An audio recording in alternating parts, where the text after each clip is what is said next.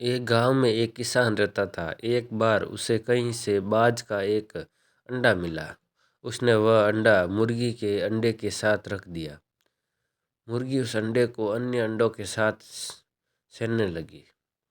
कुछ दिनों में मुर्गी के अंडे में से चूजे निकल आए और बाज के अंडे में से बाज का बच्चा चूजों के साथ पलने लगा।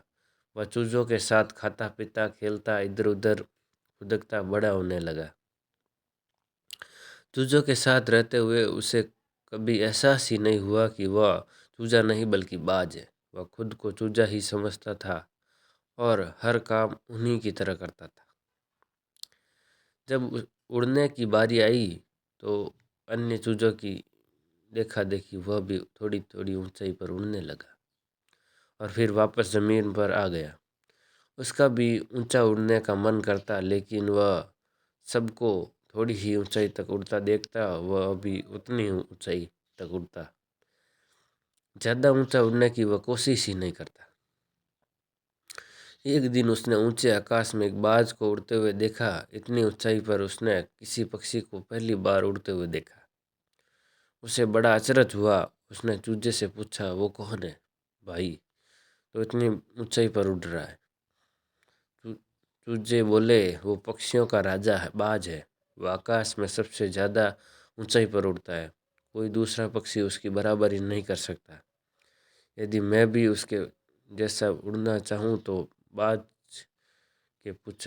ने उससे पूछा, कैसी बात करते हो? मत भूलो तुम एक चूजे हो। चाहे कितनी भी कोशिश कर लो, बाज जितना ऊंचा नहीं उड़ पाओगे।